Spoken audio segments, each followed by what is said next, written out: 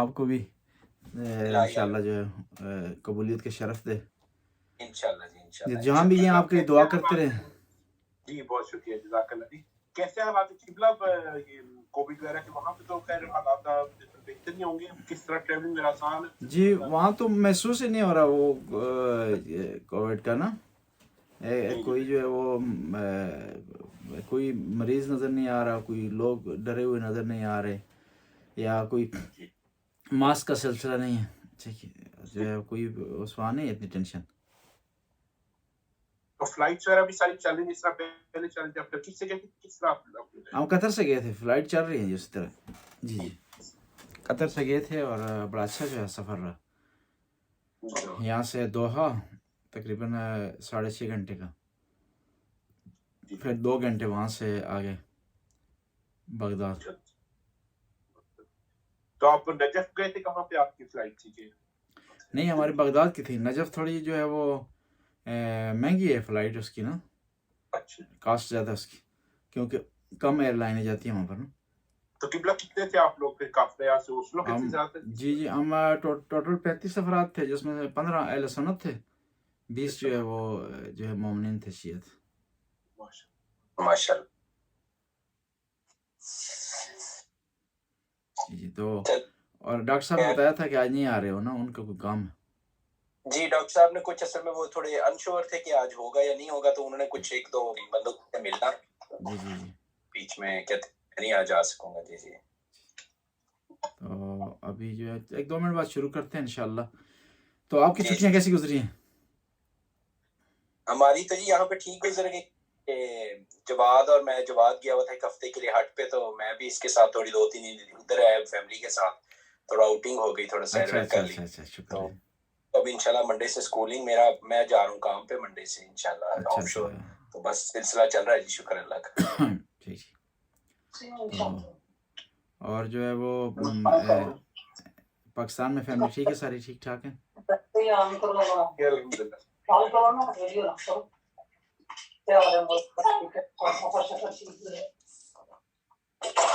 جی ابھی جو ہے وہ ہم جی 1-2 منٹ بعد انشاءاللہ شروع کر دیتے ہیں. تو ابھی بڑا افسوس ہوا, پشاور میں واقع ہوا ہے. جی جی بہت زیادہ جی, بہت افسوس. جی ہاں میں کل جمعے کے خطبے میں کہہ رہا تھا کہ یہ تو اپنے مومن تھے نا, تو اگر کوئی عیسائی بھی ہوتا نا اس طرح وہ مارا جاتا تو اس پہ بھی دکھ ہوتا. صحیح, کیونکہ انسانیت کے ناطے سے کافی دیر سے تھا, تو یہ اب کافی بڑا حادثہ, کافی بڑا سامنا ہوا ہے. کافی دیر سے ویسے سکون تھا, پتہ نہیں ان کو اللہ تعالیٰ غارت کرے, ان کو دشمن جو ہے اسلام کی آزاداری کے, بہت ہی افسوسناک واقعہ. جی بالکل جی, بلکہ انسانیت کے دشمن ہیں یہ لوگ. جی انسانیت کے دشمن ہیں. جی ہاں جی, اس میں تو خیر ان کے لیے تو بس وہ, ان کے لیے تو کوئی مذہب کوئی چیز ہی نہیں ہے, وہ تو شیعہ ہو سنی ہو یا کوئی بھی وہ میرا خیر وہ نہیں, ان کو پرواہ نہیں ہوتی. ان کا بس یہ ہوتا ہے کہ بندے بس کرنے ہیں, بس مارے جائیں. جی اور دہشت گردی پہلے. جی السلام علیکم مولانا صاحب. السلام علیکم جی, کیسے ہیں شاہ صاحب, خیریت سے ہیں آپ, ٹھیک ٹھاک ہیں جی؟ جی اللہ کا شکر ہے, آپ سنائیں. بس اللہ پاک کا احسان ہے جی, نوازش ہے. اور آپ ٹھیک ہیں, بچے کیسا ٹھیک ہیں؟ آپ کا سفر کیسا رہا؟ یہ سفر اچھا رہا, بہتر جی, بہت اچھا رہا. ماشاء اللہ ماشاء اللہ. تو کتنے دیر آپ لوگ رہے ہیں؟ 2 ہفتے؟ یہ نہیں 10 دن رہے ہیں جی. اچھا اچھا. میرے ادھر کچھ جاننے والے تھے جو سنی حضرات آپ لوگوں کے ساتھ گئے تھے. جی جی جی, ایک مدثر ہے میرا دوست تھا. جی ہاں, وہ بھی ہمارے ساتھ تھے. مدثر جی, مدثر ہمارے ساتھ تھے. پھر اس کے علاوہ اور رشید کون بھی تھا. جی جی رشید جی جی, رشید صاحب بھی تھے. میں نے دیکھا, میں کہ اللہ تعالیٰ ہو سکتا ہے ان کو اسی حوالے سے کوئی ہدایت مل جائے. جی جی انشاءاللہ. ظاہر اہل بیت کے دروازے پہ جانا ہے تو وہاں سے کچھ نہ کچھ تو ملے گا نا جی, انشاءاللہ. جی جی بالکل. اہل بیت کے دروازے سے خالی کو ہاتھ کوئی جو ہے وہ پلٹتا نہیں ہے. جی تو وہ سب سانحہ پشاور کا بہت ہی افسوس ہوا ہے. جی جی اللہ تعالیٰ سب مومنین کی مغفرت کرے اور ان کو جنت الفردوس میں جگہ دے. آمین جی, آمین جی. تو ابھی میں سن رہا تھا بھائی جواد اور فواد کی باتیں نا، وہ بھی اس رسالے کے حوالے سے جی بات کر رہے تھے ابھی. بہرحال یہ انسانیت سوز واقعہ ہے نا جی جی جی لیکن اتنی کوریج نہیں ملی. میں دیکھ رہا تھا اے آئی وائی اور جیو نیوز وغیرہ مختلف جو تھی، لیکن سوشل میڈیا پہ آیا، لیکن پاکستان کی میڈیا پہ اتنا زیادہ نہیں ہے انہوں نے اس کو کوریج دی. جی بس یہ اصل مسئلہ یہ ہے نا کہ وہ اپنی ایک پالیسی بنائی ہوئی ہے انہوں نے پاکستانیوں نے کہ بھائی جو ہے وہ مظلوم کا ساتھ نہیں دینا، ٹھیک ہے. اور اگر دی بھی ہے تو انہوں نے اوپر لکھا ہے 2 پولیس والے شہید ہو گئے، نیچے لکھا ہے 56 جو ہلاک ہو گئے. جی بالکل وہ ان کے لیے جو مرنے والے ہیں ان کے لیے وہ انسان بھی نہیں ہے. جی بالکل جی اسی وجہ سے تو پاکستان میں یہ چیزیں آگے بڑھ رہی ہیں نا. اگر صحیح جی اب انہوں نے اپنے اعتماد کے حوالے سے کوئی تحریک اسٹارٹ کی ہے کہ ایک لیڈر جو وہ کرپٹ نہیں ہے اور دوسرے لوگ سارے کرپٹ ہیں، تو یہ اونلی ان پاکستان میں ہو رہی ہے یہ چیز. جی جی بس خدا ہدایت کرے ان کو. جی آمین. صلوات پڑھیں، شروع کر دیتے ہیں انشاءاللہ. اللہم صلی اللہم صلی علی محمد و آل محمد. بسم اللہ الرحمن الرحیم. سورہ بقرہ کی آیت نمبر 52 سے ہم آگے بڑھا رہے ہیں. ثم عفونا عنکم من بعد ذالک لعلکم تشکرون. پھر تم نے شرک کیا، تم نے بچڑے کی پوجا شروع کر دی، پھر ہم نے تمہیں معاف کر دیا تاکہ شاید تم جو ہے شکر گزار ہو جاؤ. یعنی اس کا مطلب یہ ہے کہ جو ہے وہ اگر انسان شرک بھی کرے، صحیح سچے دل سے توبہ کر دے تو معافی کی گنجائش ہے. اب بعض لوگ کہتے ہیں کہ شرک میں معافی نہیں ہے. نہیں، ہر گناہ میں معافی ہے، معافی اس شرک میں گنجائش نہیں ہے کہ جہاں انسان شرک کرے اور کرنے کے بعد دنیا سے چلا جائے توبہ سے پہلے توبہ کرنا، تو وہاں پر معافی کی گنجائش نہیں ہے. اور پھر یہاں کہا گیا ذالک لعلکم تشکرون، شاید تم شکر گزار ہو جاؤ. یعنی معافی دینے کے باوجود بھی پھر بھی انسان بعض اوقات ممکن ہے بھٹک جائے اور پرانا کام کرنا شروع کر دے. یعنی معافی کے بعد جو ہے وہ انسان کو شکر گزار ہونا چاہیے، لیکن بعض لوگ پھر بھی شکر گزار نہیں ہوتے. قرآن اس لیے کہا کہ شاید تم شکر گزار ہو جاؤ. اور پھر اگلی آیت کی طرف جاتے ہیں. خداوند تعالیٰ کا ارشاد ہوتا ہے وَإِذْ آتَيْنَا مُوسَى الْكِتَابَ وَالْفُرْقَانَ لَعَلَّكُمْ تَهْتَدُونَ. پھر ہم نے عطا کیا موسیٰ کو کتاب اور فرقان، لَعَلَّكُمْ تَهْتَدُونَ، شاید تم ہدایت پا جاؤ. یہاں پر کتاب سے مراد تورات ہے، فرقان سے مراد 2 مراد لیے ہیں علماء نے. ایک فرقان سے مراد یہی کتاب ہے جو حق اور باطل کے درمیان فرق ڈالنے والی ہے، یا اس سے مراد جو ہے معجزہ. کتاب سے مراد تورات، فرقان سے مراد یعنی معجزہ یا وہی تورات. اور فرقان کا معنی یہ ہوتا ہے کہ ایسی چیز جو حق اور باطل کے درمیان فرق ڈالے، حق اور باطل کے درمیان جدائی ڈالے. وَإِذْ آتَيْنَا مُوسَى الْكِتَابَ وَالْفُرْقَانَ لَعَلَّكُمْ تَهْتَدُونَ. پھر ہم نے عطا کیا موسیٰ کو کتاب اور فرقان، لَعَلَّكُمْ تَهْتَدُونَ، شاید تم ہدایت پا جاؤ. یہاں پھر دوبارہ عرض کروں گا کہ یہ آیات کس کے لیے نازل ہو رہی ہیں؟ مدینہ کے یہودیوں کے سامنے نازل ہو رہی ہیں، لیکن ان کو یادآوری کرائی جا رہی ہے پچھلے واقعات کی. گویا کہ ان کے آبا و اجداد نے جو کام کیے ہیں گویا انہوں نے کیے ہیں. انہوں نے اگر اچھا کام کیا ہے آبا و اجداد نے، گویا انہوں نے کیا ہے. ان کے آبا و اجداد نے اگر برا کام کیا گویا انہوں نے کیا ہے. یعنی خداوند تعالیٰ کہہ رہا ہے کہ اگر انہوں نے برا کیا ہے تو تم یہودیوں برا نہ کرو. اور دیکھو ان کو کس طرح خدا نے نعمتوں سے نوازا، لیکن انہوں نے نعمت کی شکر گزاری نہیں کی، جس کی وجہ سے ان پر عذاب آیا. اس طرح اگر تم بھی اگر نعمتوں کی شکر گزاری نہیں کرو گے، شکر نہیں ادا کرو گے، تم پر بھی عذاب آ سکے گا. اور اسی آیت سے پتہ چلتا ہے کہ جو آسمان سے کتابیں نازل ہوتی ہیں، چاہے وہ تورات ہو، چاہے انجیل ہو، چاہے زبور ہو، چاہے قرآن، وہ حق اور باطل کے درمیان فیصلہ کرنے والی ہیں. لیکن یہ بھی دیکھنا ہے کہ بعض اوقات لوگ قرآن سے استدلال کر کے، قرآن سے دلیل لا کر کے خود قرآن کے خلاف اس کو استعمال کرتے ہیں. مثال کے طور پر جنگ صفین میں قرآن کو نیزوں پر اٹھایا، یعنی قرآن کو خود قرآن کے خلاف انہوں نے استعمال کیا. دیکھا انہوں نے کہ علی علیہ السلام کے ماننے والے ہیں، وہ قرآن کی بات مانتے ہیں، قرآن کے سامنے سرنڈر ہیں، تو انہوں نے قرآن نیزے پر اٹھا دیا، اور قرآن نیزے پر اٹھا کر کے خود قرآن کو قرآن کے خلاف استعمال کیا. آج کے زمانے میں لوگ حدیث کو حدیث کے خلاف استعمال کرتے ہیں، نبی پاک کی پاک زبان کو نبی کریم کے افکار کے خلاف استعمال کرتے ہیں، اہل بیت کے پاک کلام کو اس سے غلط معنی لے کر کے خود اہل بیت کی پاک اور مقدس ہستیوں کے خلاف جو ہے وہ ان کی مشن کے خلاف استعمال کرتے ہیں۔ اور پھر اسی آیت سے ایک اور پتہ چلتا ہے کہ جو آسمانی کتابیں ہیں جو نازل ہوتی ہیں، خداوند تعالیٰ نازل کرتا ہے، وہ کس کے لیے؟ ہدایت کے لیے، لعلکم تہتدون۔ لیکن یہ ہے کہ اب سوال ہی پیدا ہوتا ہے، تورات نازل ہو گئی یہودیوں کے درمیان، انجیل نازل ہوگی عیسائیوں کے درمیان، پھر ان کو ہدایت کیوں نہیں ملی؟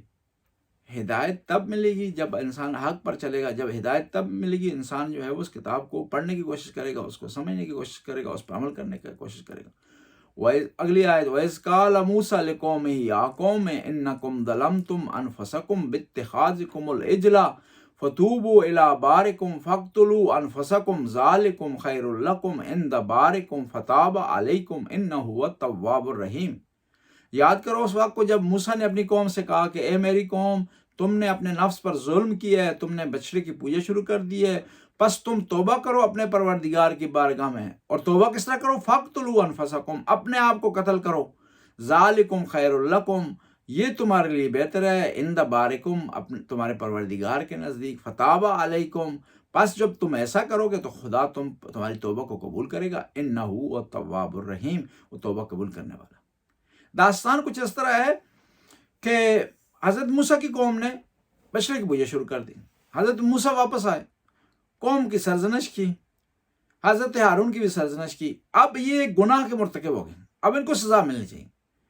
جو روایات بتاتی ہیں ظاہری طور پر وہ اس طرح ہے کہ حکم آیا خدا کی طرف سے کہ وہ سارے ایک حال میں اکٹھے ہو جائیں، غسل کریں، کفن پہنیں اور تلواریں اٹھا دیں، ایک دوسرے کو مارنا شروع کر دیں، قتل کرنا شروع کر دیں ایک دوسرے کو۔ ایک معنی یہ لیے جو ہے مفسرین نے، دوسرا معنی ہے مفسرین نے یہ لیا ہے کہ وہاں مراد یہ تھی کہ اپنے آپ کو قتل کریں، خودکشی کریں۔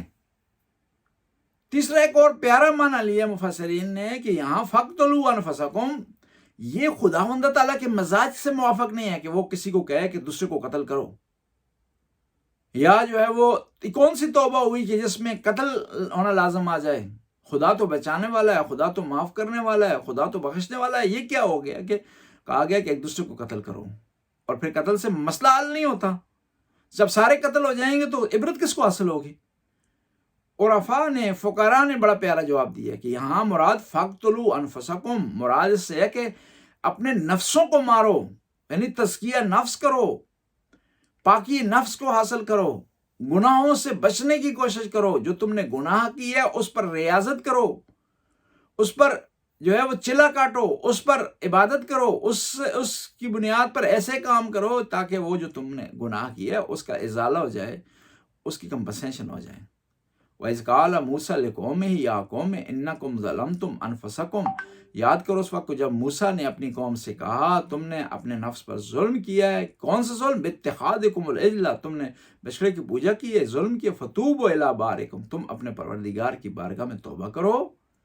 فَاقْتُلُوا أَنفُسَكُمْ، اپنے نفس کو قتل کرو، یہ نفس کو مارو، ذَٰلِكُمْ خَيْرٌ لَكُمْ، یہ تمہارے لیے بہتر ہے۔ اور یہ بھی دیکھیں ایک اور بھی ہے، خدا کی شریعت سیم ہے، چاہے آدم سے لے کر نبی پاک کے زمانے۔ آیا اس سے پہلے بھی کوئی ایسا ہوا ہے کہ خدا نے حکم دیا ہو کہ ایک دوسرے کو قتل کرنا شروع کر دو؟ اس سے ملتا جلتا کہیں حکم ملا ہو؟ نہیں ملا۔ اس کا مطلب یہ ہے کہ یہاں مراد یہ نہیں ہے کہ ایک دوسرے کو قتل کریں یا خودکشی کریں، مراد یہ ہے کہ اپنے نفس کی پاکی حاصل کریں، نفس کو ماریں۔ اور بعض کو روزہ رکھنے سے نفس کو مارا جاتا ہے، بعض کو نماز پڑھنے سے نفس کو مارا جاتا ہے، بعض اوقات وہ جو غلطی کی اس کی کمپنسیشن کرنے سے نفس کو مارا جاتا ہے۔ یعنی انانیت کو مارنا، عقل ختم کرنا، اپنی تواضع کرنا، یہ بھی ایک قسم کا نفس کو مارنا ہے۔ مثال کے طور پر ایک غریب آدمی ہے، اس کو آپ نے اس پر زیادتی کی ہے، اب اس غریب آدمی سے جو نچلے طبقے کا اس سے جا کر آپ معافی مانگتے ہیں، یہ بھی نفس کو مارنا ہے۔ یعنی نفس کو مارنا، نفس پر کنٹرول کرنا، انانیت کو ختم کرنا ہے۔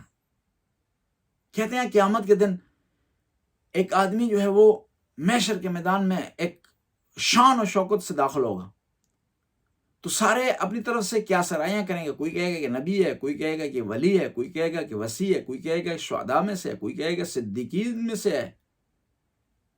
لوگ تعجب کریں گے اتنی شان و شوکت اس کی ہے، اس وقت سارے لوگ پریشان ہیں اپنے حساب و کتاب کے سلسلے میں، یہ اس کو کیا ہو گیا کہ اتنی شان و شوکت سے یہ انٹر ہو رہا ہے محشر کے میدان میں. خدا کی آواز آئے گی، آواز قدرت آئے گی. یہ ولی نہیں ہے، یہ نبی نہیں ہے، یہ وسیع نہیں ہے، شہداء میں سے نہیں ہے، صالحین میں سے نہیں ہے. یہ وہ آدمی ہے جس نے اپنے نفس کو مارا ہے، جس نے انانیت نہیں کی.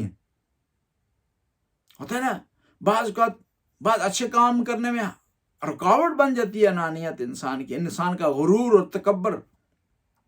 مثلا جھگڑا ہوگا دو مومنوں کے درمیان، اب یہ کہتا ہے میں کیوں صلح کروں، میرا جو قد نیچا ہو جائے گا، میری ویلیو کم ہو جائے گی. یہ کہیں گے کہ اس نے جا کر معافی مانگ لی.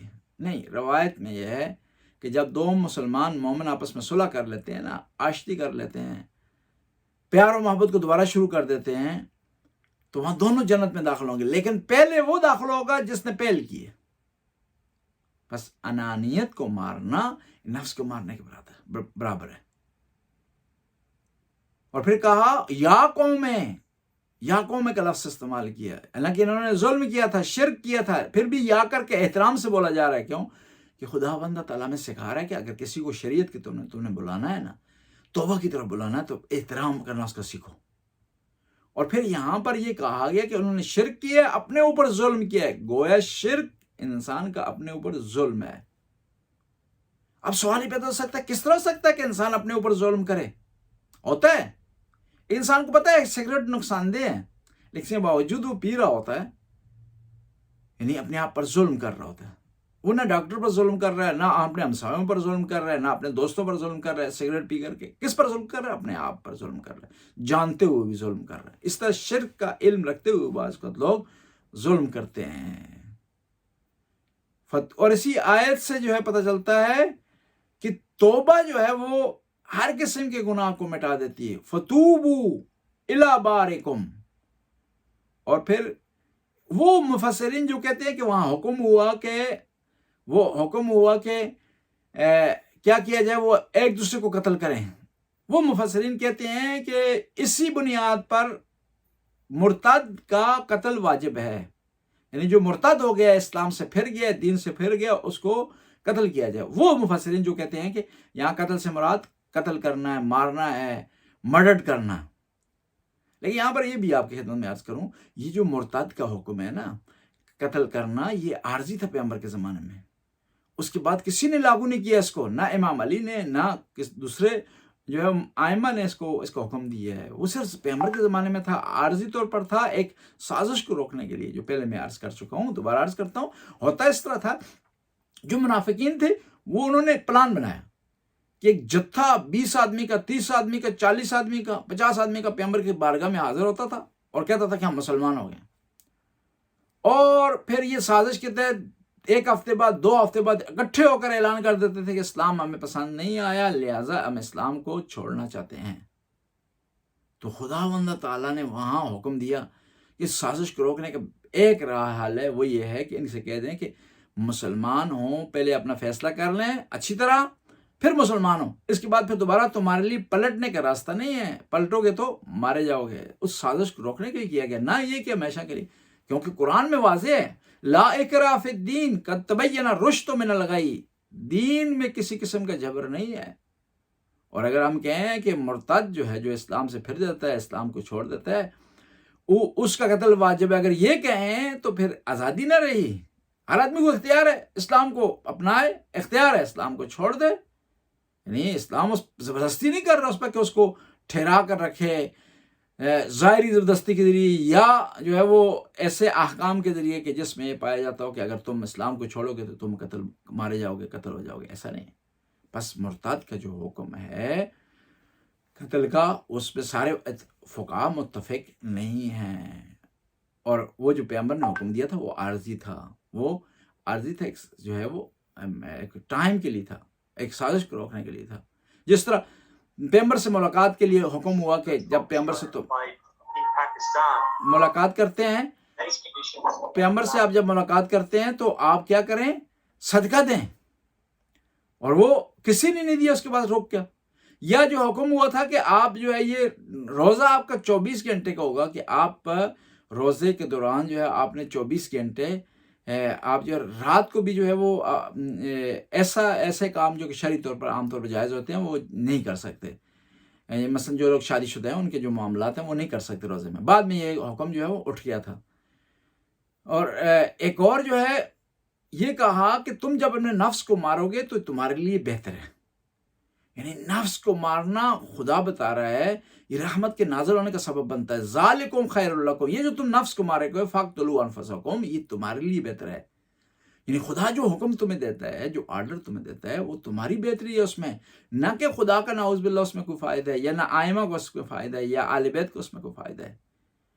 پھر اسی آیت میں ایک اور جو ہے وہ نکلتا ہے، وہ پہلو یہ نکلتا ہے فَاقْتُلُوا ذَالِكُمْ خَيْرٌ فَتَابَ عَلَيْكُمْ، یعنی تم اپنے نفس کو مارو گے اور یہ تمہارے لیے بہتر ہوگا. اور پھر جب نفس کو مارو گے تو پھر توبہ کی نوبت آئے گی. یعنی توبہ کی شرائط میں سے شرط یہ ہے کہ نفس کو مارنا ہے. اس لیے کہا جاتا ہے کہ اگر ایسا کوئی گناہ کیے جس کی وجہ سے انسان کے بدن پر گوشت بنا ہے، مثلا کسی نے خدا نخواستہ حرام کھائے، تو وہاں اس کے لیے ضروری ہے توبہ کرنے کے مراحل میں سے ایک مرحلہ یہ ہے کہ وہ گوشت اس کے بدن سے ظاہر ہو جائے.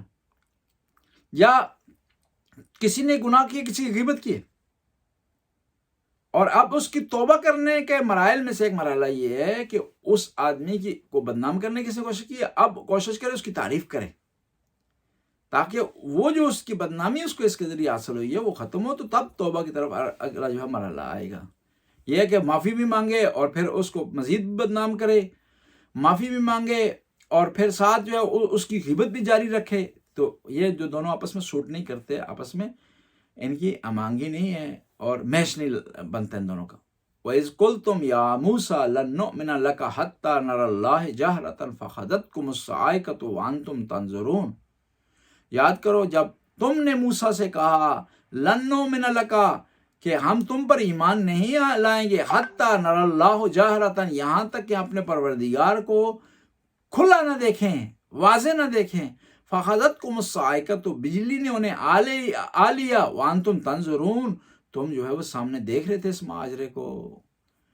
دیکھیں یہ ضد بازی تھی بنی اسرائیل کی. یعنی اس کے باوجود بھی کہ وہ حضرت موسیٰ ان کو وہاں لے گئے، پھر بھی انہوں نے خدا پر ایمان نہیں رکھا. اور پھر دیکھیں جو آدمی زیادہ ضد بازی کرتا ہے نا، اڑ جاتا ہے کسی چیز پر اور پھر کوئی اور بات ماننے کے لیے تیار نہیں ہوتا، اس کا آخر میں حشر ایسے ہی ہوتا ہے کہ بجلی اس کو بجلی پکڑ لیتی ہے اس کو، اور پھر وہ دنیا سے اس بجلی کی وجہ سے جو ہے وہ چلا جاتا ہے. لہٰذا انسان کو ضد کسی بنیاد پر نہیں کرنی چاہیے. حضرت موسیٰ نے دلائل دیے، دلیلیں دی، آرگومنٹ کیا کہ بھائی خدا کو نہیں دیکھ سکتے، لیکن یہ ضد کر رہے تھے ہم نے دیکھنا ہے، کہ جب تک خدا کو نہیں دیکھیں گے ایمان نہیں لائیں گے. اور ہوا کیا؟ ضد کا نتیجہ کیا ہوا کہ خدا کو دیکھنا تو دور کی بات ہے، وہ بجلی جو خدا کی مخلوق کو اس کو بھی نہ دیکھ سکے.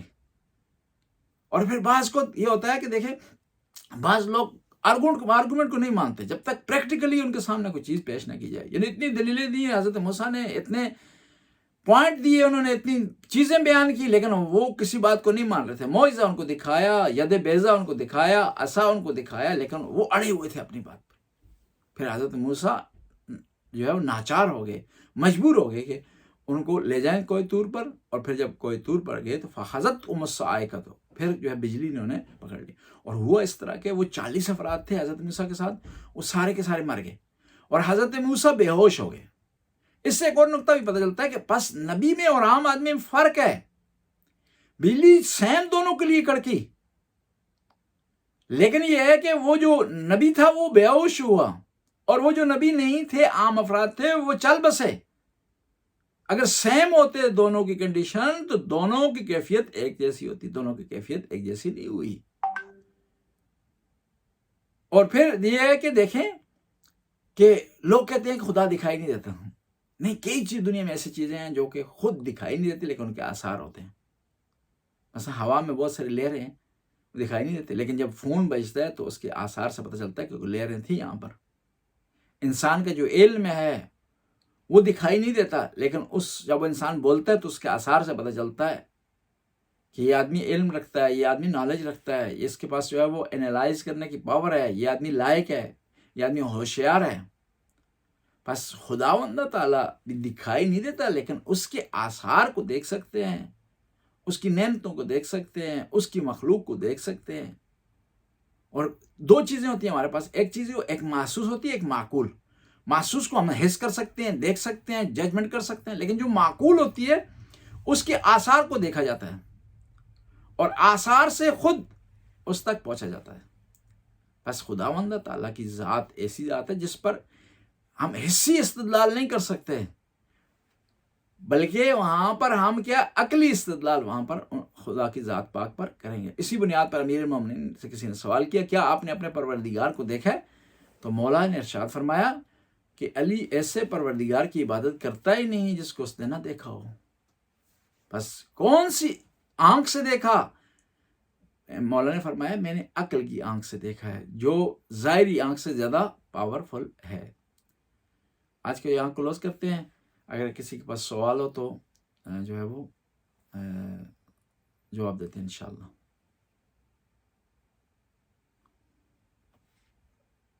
یہ قبلہ میں درس سے متعلق جو آپ نے ابھی ذکر کیا مرتد کے بارے میں، تو اس میں جو ہے یہ جو فیصلہ ہے کہ مرتد کو مطلب آپ نے ذکر کیا واقعے کا، یہ آیا کہ سب کا متفقہ ہے، جو اہل سنت ہے یا اور جو حضرات ہیں یا اور جو فقہ ہے، سب اس کو مانتے ہیں کہ یہ جو حکم تھا یہ ایک وقتی طور پر تھا، ایک واقعے کے وجہ سے تھا اور اب یہ ویلڈ نہیں ہے. اس پہ تھوڑی سی وضاحت. جی بسم اللہ الرحمن الرحیم. اس پہ نہیں اتفاق نہیں ہے، نہ مرتد کے قتل ہونے پر اتفاق ہے شیعہ سنی میں، اور نہ اس کو معاف کرنے کے حوالے سے اتفاق ہے شیعہ سنی میں. ہمارے جو بعض شیعہ فقہا یہ کہتے ہیں کہ وہ عارضی تھا، اس واقعے کو بیان کرتے ہیں کہ واقعہ اس طرح ہوا ہے اور اس کے ریئیکشن میں پیغمبر پاک نے حکم دیا تھا، لہٰذا یہ اس سازش کو روکنے کے لیے تھا، عارضی تھا، اور وہ ایک طریقہ استعمال کیا ایک سازش کو روکنے کے لیے. بس یہ حکم ہر زمانے کے لیے نہیں ہے. ہاں کسی اور زمانے میں بھی اس قسم کی سازش ہو، اسلام پاور میں ہو، تو پھر اس کو دوبارہ جو ہے وہ استعمال کیا جا سکتا ہے، یعنی اس خصوصیات کے ساتھ. ورنہ جو ہے وہ مرتد کو حکم یہ نہیں بنتا کہ وہ اس کو قتل کیا جائے، ورنہ یہ آزادی بیان کے خلاف ہو جائے گا، قرآن کی دوسری آیت کے خلاف ہو جائے گا جس میں یہ کہا گیا کہ لا اکراہ فی الدین. اور اس کا بھی بیک گراؤنڈ ہے لا اکراہ فی الدین کا.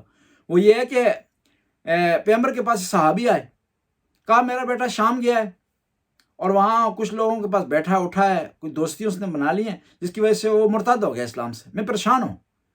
تو قرآن کی فوراً آیت نازل ہوگی لا اکراہ فی الدین، پریشان نہ ہو بھائی جی، آزاد ہے ہر آدمی، کرنے دو.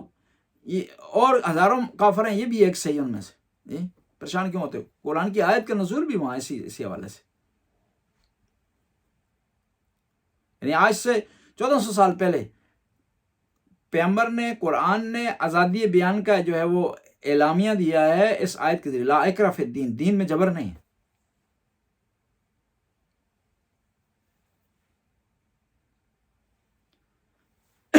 جی اپنا 2 آدمی نے ہاتھ کھڑے کیے ہیں، اماد نے بھی کیے، اور اس کے علاوہ اپنا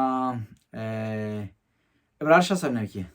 جی آپ میں سے بڑا کون ہے؟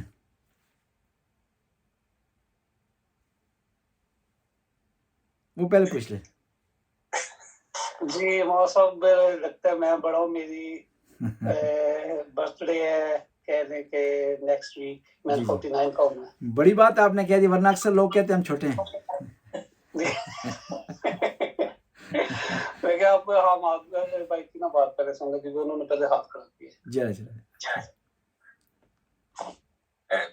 جی شکریہ. جی ہاں جی، جو سوال تھا وہ ایک تو یہ کہ مرتد کے بارے میں سوال میرے ذہن میں بھی آیا تھا، لیکن اس کا یہ کہ چلے اگر مطلب اس پر اتفاق نہیں ہے تو آیا کہ کوئی سزا ہے جو مرتد کو کے لیے مختص ہے شریعت میں، مطلب اگر قتل والا لیٹ سے کہ اگر یہ اس پر اختلاف ہے یا یہ ایگزیکیوٹ نہیں ہوتی تو اس کی. اور دوسری جو تھی وہ میرا سوال تھا، ایک تو یہ کہ مرتد کے لیے سزا ہے کیا آج کل کے دور میں جو قوانین کے مطابق اسلامی قوانین، اور دوسرا جو میرا تھا کہ جس طرح توبہ جو ہے وہ گناہ کی انسان یعنی کہ جو ایک تو یہ نا کہ آپ نے توبہ کر لی ہے کہ آپ نے وہ کوئی کام نہیں کرنا دوبارہ جو غلطی ہوئی ہے انسان سے، اور نماز میں استغفار کرنا، بعد میں استغفار کرنا، لیکن اس کا کوئی مطلب کوئی طریقہ بھی ہے جس سے کوئی خاص نماز یا کوئی خاص ایسا عمل جس سے مطلب آپ نے توبہ کرنی ہو، یا بس دل سے جب آپ نے کر لیا اور سارا وہ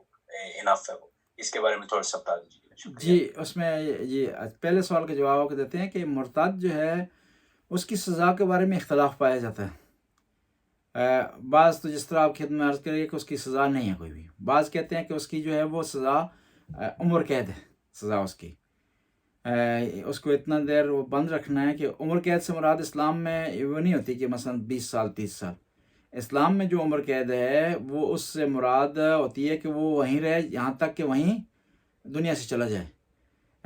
اگرچہ ابھی جو ہے وہ ایران میں اس میں ترمیم ہوئی ہے، وہ اس سے مراد یہی ہوتی ہے 30 سال 40 سال ہوتی ہے، لیکن اصل میں عمر قید سے مراد یہی تھی کہ وہ جیل میں رہے اتنا عرصہ کہ وہ وہیں پر جو ہے ختم ہو جائے، یعنی آخر دم تک عمر قید. اور معنی بھی اس کا صحیح یہی بنتا ہے، اوریجنل معنی اس کا یہی بنتا ہے کہ عمر قید یعنی ساری زندگی قید. تو بعض نے اس کی سزا جو ہے وہ رکھی ہے کہ وہ ڈیپینڈ کرتا ہے اس پر وہ قاضی جو جج ہے اس کے ثوابدید پر ہے جو ہے وہ کتنی اس کو سزا دے. اسلام میں جو ہے بعض جرم ہیں یا بعض ایسے گناہ ان کی سزا معین نہیں کی، بلکہ اس کو کہا ہے کہ وہ قاضی خود فیصلہ کرے کہ وہ کیا اس کی ججمنٹ کرتا ہے. تو یہ سزا اس میں مقرر کی گئی ہیں. دوسرا سوال آپ کا کیا تھا؟ توبہ کے بارے میں. جی توبہ کے بارے میں اس کے پروسیس. توبہ کے جو ہے وہ پہلا مرحلہ تو یہ ہے کہ آپ دل سے جو ہے توبہ کر لیں. پھر اگر جو ہے وہ اس میں چاہتے ہیں کہ آپ کی مزید روحانیت آئے اور آپ کا گناہ بخشا جائے، اس میں ہے کہ پھر آپ جو ہے وہ جو دعائیں اہل بیت سے منسوب، مثلا دعائے کمیل ہے، دعائے ابو حمزہ صومالی ہے، دعائے عرفہ امام حسین کی، ان کی جو ہے وہ خود تلاوت بھی کریں اور ان کے ترجمے کی طرف بھی جن کو عربی نہیں آتی توجہ کریں. پھر اس کے بعد جو ہے 2 رکعت نماز خدا کی بارگاہ میں استغفار کے عنوان سے جو ہے وہ پڑھی جائے اور 100 دفعہ استغفر اللہ کہا جائے. اور ساتھ یہ ضروری ہے کہ آپ گناہ پر نادم ہوں، جو گناہ سے کی وجہ سے کوئی ہوا نقصان ہوا کسی کا، اس کا جو ہے وہ ازالہ کیا جائے. تیسرا کہ آئندہ جو اس پہ آپ یہ فیصلہ کریں کہ آئندہ یہ کام دوبارہ نہیں کریں گے.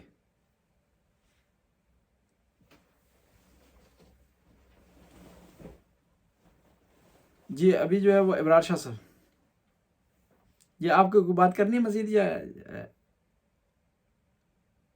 جزاک اللہ جی.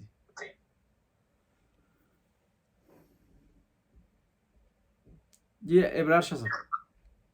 جی امام صاحب، میں نے پوچھنا تھا کہ یہ جو چاروں کتابیں اللہ تعالیٰ کی ذات نے آسمان سے اتاری ہیں، توریت، زبور، انجیل و قرآن، اور یہ کیا وجہ تھی کہ جو لوگ تھے انہوں نے ان تینوں کتابوں میں چینجنگ کی، یا خدا نے چوتھی کتاب کا وعدہ کیا کہ اس میں وہ چینجنگ نہیں کر سکیں گے؟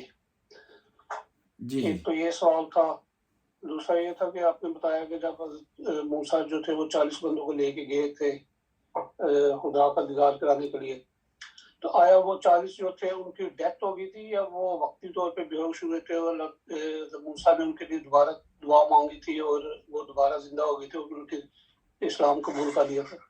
جی پہلے سوال کا، خداوند تعالیٰ نے شریعت کو گریجولی بھیجا ہے اور اس میں وقت کے مطابق تبدیلیاں خداوند تعالیٰ نے لائی ہیں. اب وہ جو پہلی شریعتیں تھیں وہ عارضی تھیں، چاہے حضرت موسیٰ کی شریعت ہو یا حضرت عیسیٰ کی شریعت ہو، اور اسی بنیاد پر خداوند تعالیٰ نے جو ہے وہ ان شریعتوں کو لوگوں پر چھوڑ دیا کہ لوگ کیا کرتے ہیں اس سے متعلق. لوگوں نے اس میں ہیر پھیر کیا، اور ہیر پھیر کس بنیاد پر کیا؟ ذاتی مفاد کی بنیاد پر کیا اس میں ہیر پھیر. لہٰذا اس میں تبدیلی آئی اور اس میں ہیر پھیر ہوا، اور وہ کس بنیاد پر؟ ذاتی مفاد. کسی جو ہے وہ ان کے جو پادری تھا یا ان کا جو تھا وہ لیڈر، مذہبی لیڈر، انہوں نے پیسے لوگوں سے لے کر حکم تبدیل کر دیے، سزائیں تبدیل کر دیں، اور پھر اپنی کتاب میں بھی تبدیلی لائے. قرآن کو خداوند تعالیٰ نے اس لیے محفوظ رکھا، خداوند تعالیٰ نے قرآن کو موعظے کے عنوان سے، کیونکہ یہ ہمیشہ کے لیے تھی یہ شریعت، اور یہ آخری شریعت تھی. اس میں بھی ہیر پھیر ہوتی تو پھر گنجائش نہیں تھی شریعت کو آگے بڑھانے کے لیے، کیونکہ اس کے بعد کوئی شریعت آنے نہیں تھی جو آ کر اعلان کرے کہ اس میں ہیر پھیر ہو گئے. اس بنیاد پر ضروری تھا کہ اس میں ہیر پھیر نہ ہو، یہ محفوظ رہے. یہ ایک وجہ. دوسری وجہ یہ ہے کہ خداوند تعالیٰ نے نبوت کے بعد امامت کے سلسلے کو چلانا تھا، امامت کے سلسلے کو چلانا تھا، اور اگر ساتھ قرآن میں تبدیلی ہو جاتی، قرآن میں ہیر پھیر ہو جاتا، تو لوگ امام کو بھی نہ مانتے اور امام کو بھی قبول نہ کرتے کہ یہ امام ہیں، ان کے ہوتے ہوئے قرآن میں تبدیلی ہو گئی ہے۔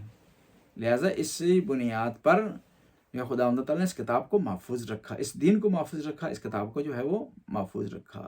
البتہ یہاں پر بھی ایک گنجائش رہی کہ لوگوں نے مطلب نکالنے میں ہیر پھیر کیا، معنی دینے میں ہیر پھیر کیا، شان نزول کو تبدیل کرنے میں ہیر پھیر کیا، حتیٰ یہاں تک جو ہے وہ لوگ چلے گئے کہ جو علیہ السلام کی شان میں جو آیات تھی ان کو انہوں نے تھوپ دیا کس پر؟ ملعون ابن ملجم پر، اور جو اس کی مذمت میں آیات تھیں ان کو جو ہے وہ زبردستی خلاف استعمال کیا اہل بیت علیہ السلام کے، معنی میں تبدیلی اور شان نزول میں تبدیلی پھر بھی ہوئی۔ خدا نے الفاظ کی ضمانت لی تھی، اس کے الفاظ میں ہیر پھیر نہیں ہوگا۔ دوسرا یہ ہے کہ 40 افراد جو حضرت موسیٰ کے ساتھ گئے تھے وہ جو فوت ہو گئے تھے، اگر وہ فوت ہی ہو جاتے تو موسیٰ کے واپس اپنی قوم میں آنے کی گنجائش نہیں تھی، صحیح، وہ قوم ان کو آنے نہیں دیتی واپس کہ ہمارے بندوں کو لے گئے تھے تو کہاں چھوڑا ہو، کسی کا باپ تھا، کسی کا بیٹا تھا، کسی کا بھائی تھا، صحیح۔ مثلا میں مثال کے طور پر قافلہ لے جاتا ہوں زیارت کے لیے اور واپس کوئی آدمی نہیں آتا تو آپ لوگ چھوڑیں گے مجھے واپس اوسلو آنے دیں گے، ایئرپورٹ پر اترنے دیں گے؟ تو موسیٰ علیہ السلام اگر نہ کرتے ایسا، دوبارہ زندہ نہ کرتے تو اس قوم نے انہیں نہیں چھوڑنا تھا، زندہ ہوئے تھے وہ افراد دوبارہ۔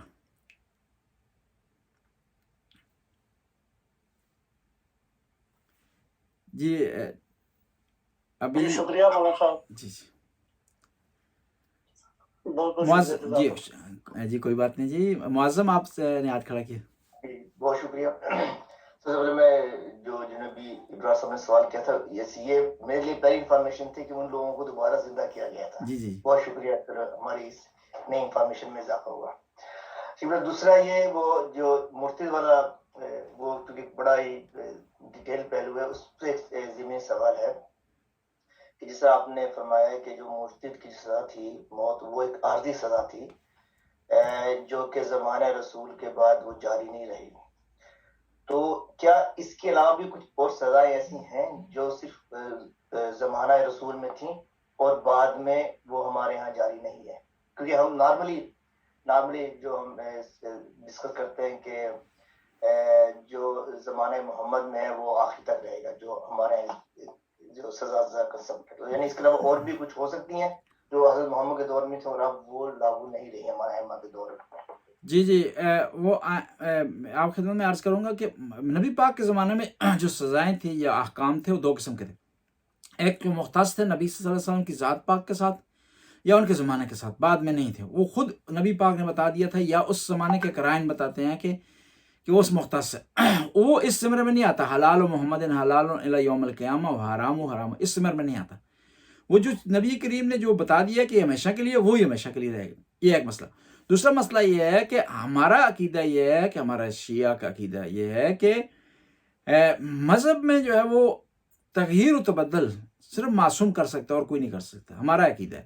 حتیٰ یہ عقیدہ خود اہل سنت کا بھی ہے کہ خلفائے راشدین کر سکتے ہیں، اور انہوں نے اس بنیاد پر کیا، مثلا تراویح لائے، خیر العمل کو نکالا اذان سے، الصلاۃ خیر من النوم کو انہوں نے جو ہے وہ ڈالا، اس میں ہاتھ باندھنے کا جو سلسلہ ہے، ساری چیزیں انہوں نے کی ہیں۔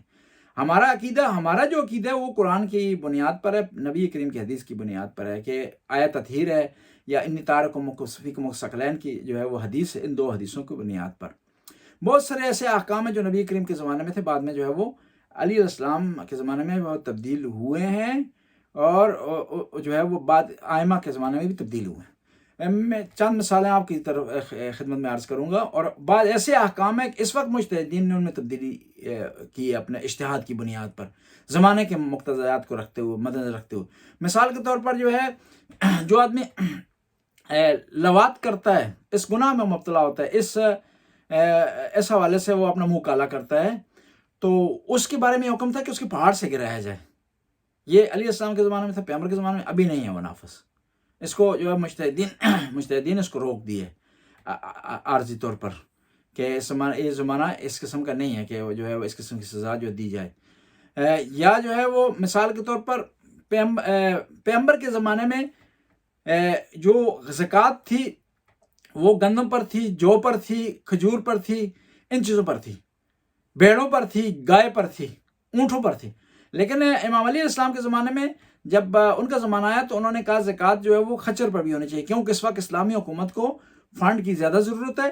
اور لوگوں نے کیا کر دیا ہے، یہ زکوٰۃ سے بچنے کے لیے کیا کیا کر دیا، انہوں نے بھیڑیں بکریاں بیچ دی ہیں اور خچر خرید لیے ہیں. خچر خرید لیے ہیں، اس وجہ سے اسلامی حکومت کے خرچے پورے نہیں ہو رہے. لہٰذا جو ہے وہ خچر پر بھی زکوٰۃ ہونی چاہیے. لہٰذا انہوں نے جو اس بنیاد پر اس کو حکم کا، خدا کے حکم کے مطابق جو ہے وہ تبدیل کیا. اس میں جو ہے تبدیلی آئی ہے، سزاؤں کے حوالے سے بھی تبدیلی ہوئی ہے اور اس کے حوالے سے احکام کے حوالے سے بھی تبدیلی ہوئی ہے. اور پھر آپ کہیں گے کہ یہ تبدیلی آیا اس کے خلاف نہیں ہے کہ حلال و محمد حلال الی یوم القیامہ. اس کا جواب یہ ہے کہ امام جعفر صادق سے کسی نے سوال کیا کہ مولا جو آپ حدیث بیان کرتے ہیں یہ کہاں سے بیان کرتے ہیں؟ تو امام نے فرمایا کلام جدنا رسول اللہ، ہماری جو حدیث ہے وہی حکم ہے جو ہمارے جد نے بیان کیا تھا، یعنی اس میں تبدیلی نہیں ہے اس حوالے سے. بہت شکریہ.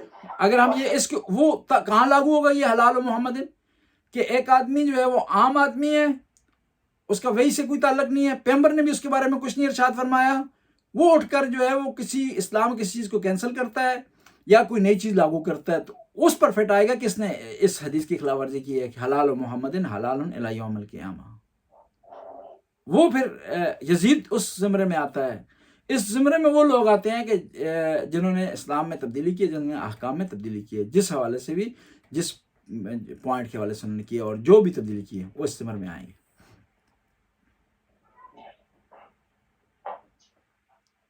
جی اور کوئی سوال؟ جی عاصم نے ہاتھ کھڑا کیا. السلام علیکم. جی میرا سوال معظم بھائی کے جو سوال تھا اس کا فالو اپ ہی ہے بیسکلی.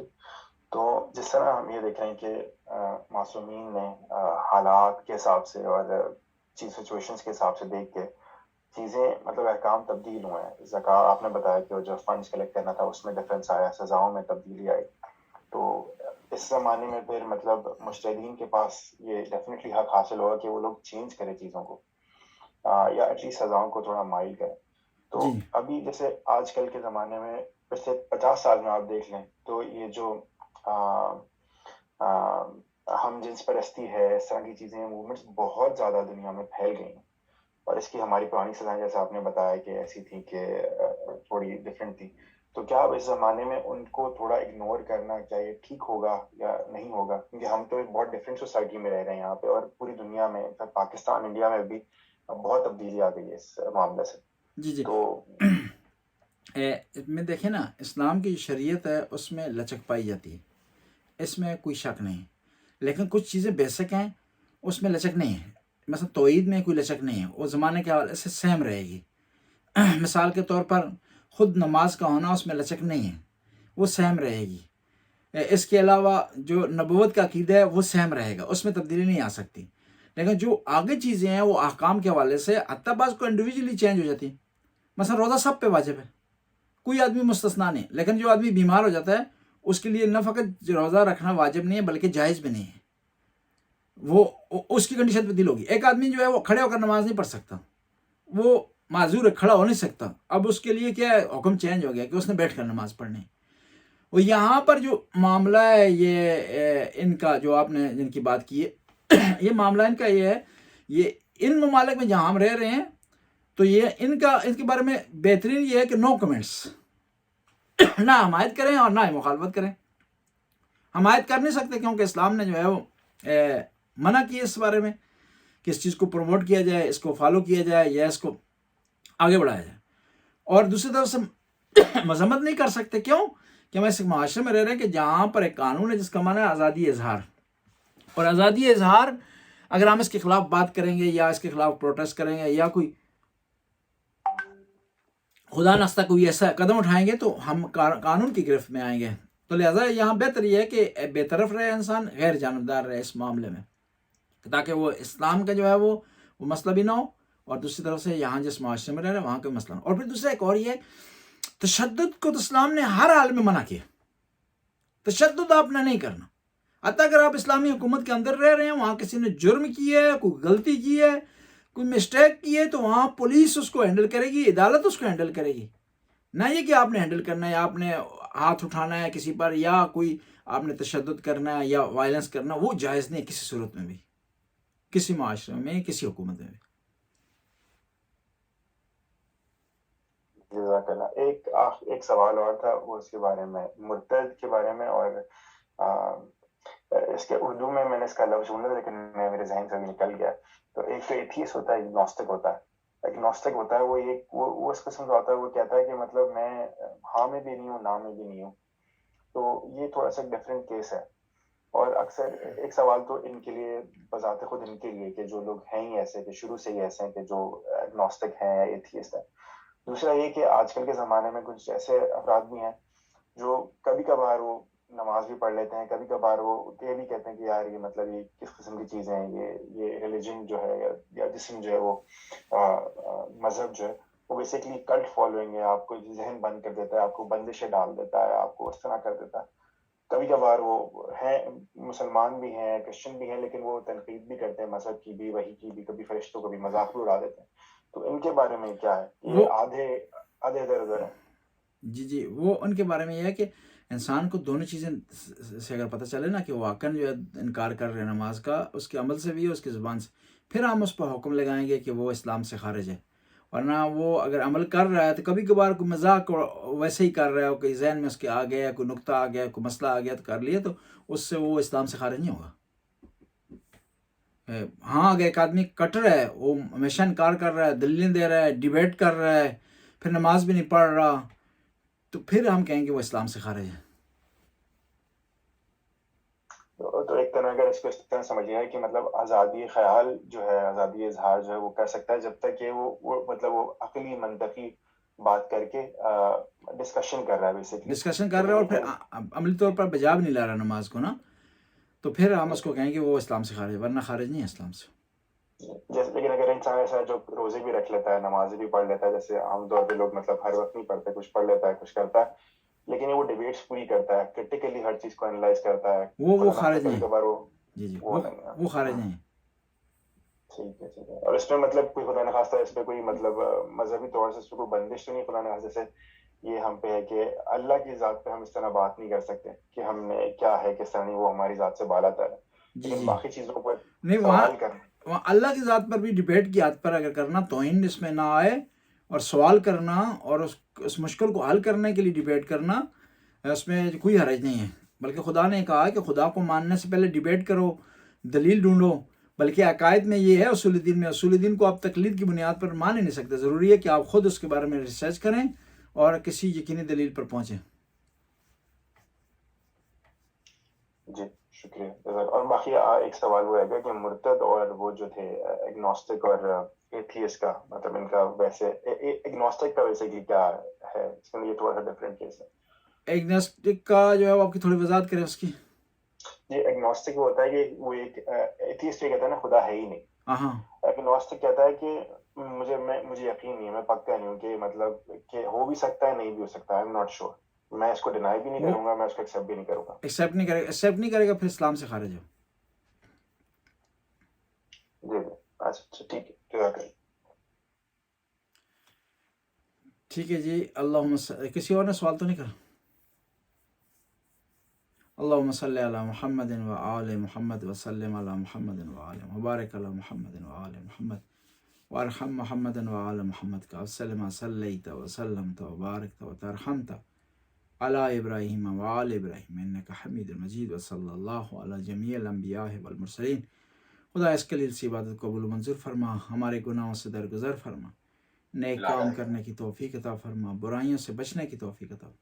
یا اللہ یہ جو شہید ہوئے ہیں پشاور میں, یا اللہ ان کی مغفرت فرما, ان کے درجات کو بلند فرما, ان کو شہدائے کربلا کے ساتھ معشور فرما. یا اللہ ان کے یتیم بچوں کو, بیواؤں کو صبر کرنے کی توفیق عطا فرما. یا اللہ تو غفور رحم کرنے والا, کرم کرنا ہے, زمانے کے امام کے ظہور میں تعجیل فرما. ربنا آتنا فی الدنیا حسنہ وفی الآخرۃ حسنہ وقنا عذاب النار. اللہم صلی علی محمد و آلہ.